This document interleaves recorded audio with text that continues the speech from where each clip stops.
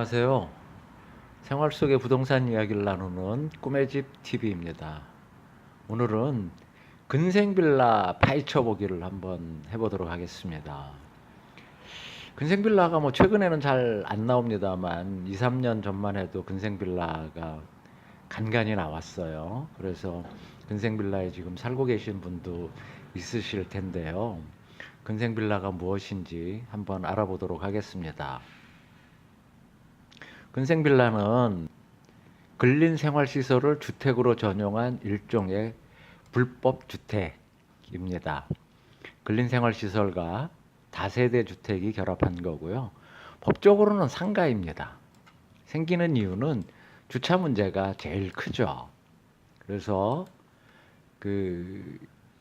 주차 때문에 용적률이 좀 남는 지역의 건축주들이 살짝 욕심을 부려서 한 층 정도를 더 올리는 게 이제 그 사이에서 근생 빌라가 나오게 되는데요.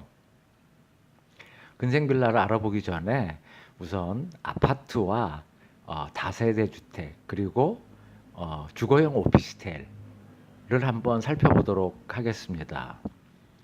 아파트는 보통 우리가 일반적으로 생각할 때 이렇게 그 대단지에 뭐 높은 층들이 잔뜩 올라와 있는 것만 아파트다라고 생각하시는 분들이 계시는데요.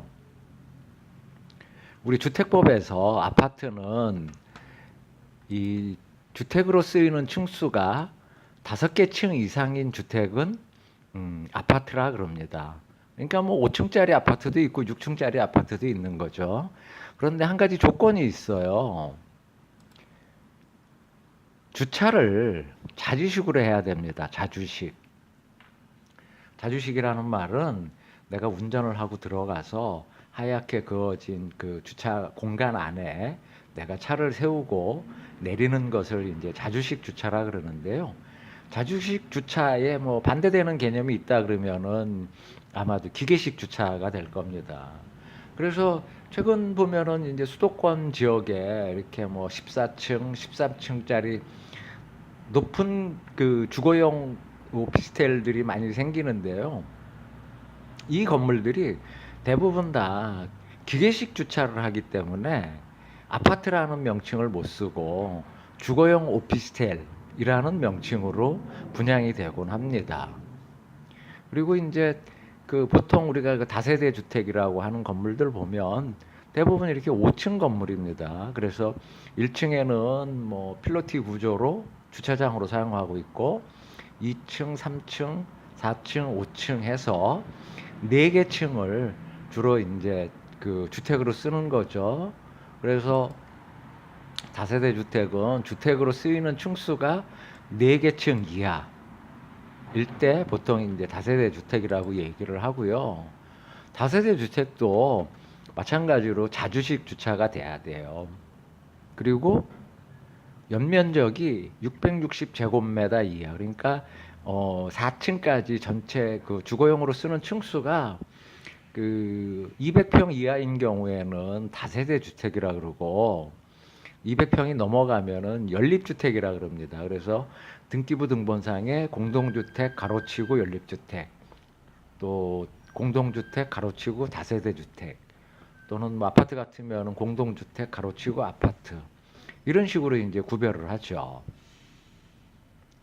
그래서 그 근린 이저 근생 빌라는 앞서도 말씀드린 것처럼 이제 다세대 주택에서 생기게 돼요. 나오게 되는데 근생 빌라 시설 공사는 언제 하냐? 그 다세대 주택 준공 검사가 끝난 다음에 하게 돼요. 그래서 단점이 좀 있습니다. 그 근생 빌라는 그래서 단점이 장점보다 좀 많은 빌라임에는 틀림이 없는데요. 살펴보면 우선은 근생 빌라의 제일 큰 단점은 앞서도 얘기했지만 주차장 때문에 그 생기는 거기 때문에 근생 빌라에 사시는 분들은 주차 권한이 없어요. 엄밀히 따지면. 그리고 부실공사의 위험이 있어요. 이 얘기는 뭐냐 하면 요새는 다세대 주택들도 아파트처럼 이렇게 그 콘크리트 타설 공법이라 그러죠. 거푸집을 그 그 지어놓고 거기에 그 철근 같은 걸 이렇게 박아놓고 뭐 외벽이든 벽체든 마찬가지입니다. 그리고 레미콘차가 와가지고 콘크리트를 거기다가 이렇게 쏟아붓죠. 그래서 집을 튼튼하게 지어요. 그래서 한 층 올라가고 그 위에 층 또 짓고 이런 식으로 집을 짓는데 근생빌라 같은 경우는 상가고 사무실 용도이기 때문에 앞서도 얘기한 대로 준공검사가 끝난 다음에 다시 공사를 시작을 해요. 그래서 옛날 방식대로 뭐 방과 방 사이에 벽을 만든다거나 아니면은 방과 거실 사이에 벽을 쌓을 때 이렇게 벽돌을 올려가지고 그 집을 이게 짓는 거죠. 마감 공사를 하는 거죠. 그러다 보니 이 저 뭐 문을 좀 세게 닫는다든가 그러면 이렇게 벽이 뭐 울린다거나 아니면은 그 난방이 좀 잘 안 되는 경우, 그 다음에 소음 차단이 잘 안 되는 그 방음에 좀 취약할 수도 있어요. 그런 부실 공사의 위험이 좀 있습니다. 그리고 근생빌라는 매매할 때 부가세 문제가 발생할 수 있어요. 애초에 수분양자가 분양을 받을 때는 보통 건축주들이 부가세를 뭐 대신 내주던가 해요. 그런데 이제 사시다가 매매를 하게 되면 부가세 문제를 꼭 한번 그 짚고 넘어가야 됩니다.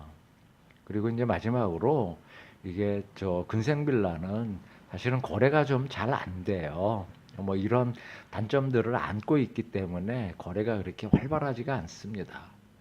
그런데 근생빌라가 꼭 이런 뭐 단점만 있냐 하면 꼭 그렇지는 않아요. 근생빌라의 장점을 보면 1가구 2주택에 해당이 안 돼요. 왜냐하면 상가기 때문에. 그래서 뭐 월세를 놓기 위해서 투자 목적으로 그 사시는 분들은 뭐 1가구 2주택 이런 거 걱정 안 하셔도 됩니다. 그 다음에 두 번째는 사업자 등록증을 낼 수가 있어요. 뭐 상가 사무실 용도이기 때문에. 그래서 이 저 뭐 소규모 뭐 미술학원이라든가 뭐 어린이집을 그 재택에서 하신다 하면은 그런 면에서는 좀 유리할 수도 있습니다. 그리고 집값이 다른 층에 비해서 상대적으로 좀 저렴해요. 저렴할 수밖에 없는 이유는 앞서 설명드린 그런 단점들을 그 내포하고 있기 때문에 다른 층에 비해서 상당히 좀 저렴한 그런 장점이 있습니다. 그래서 오늘은 이 근생 빌라에 대해서 장점과 단점을 한번 살펴봤어요. 필요에 따라서 내가 뭐 그 장점이 가지고 있는 단점보다 훨씬 더 높게 부각이 되면은 뭐 매수를 하실 수도 있는 거고요. 그런데 저는 제가 뭐 부동산을 하면서 그동안 한 5, 6년 정도 분양 일을 했었는데요. 별로 그렇게 추천은 잘 안 드려봤어요. 나중에 사고 파실 때도 조금은 좀 문제가 있는 것 같고요. 하여튼 판단은 뭐 여러분들이 잘 알아서 하시리라고 하고요. 오늘 방송 내용이 나름 괜찮았으면 좋아요와 구독을 눌러주시면 감사하겠습니다. 다음 시간에 또 뵙도록 하겠습니다. 고맙습니다.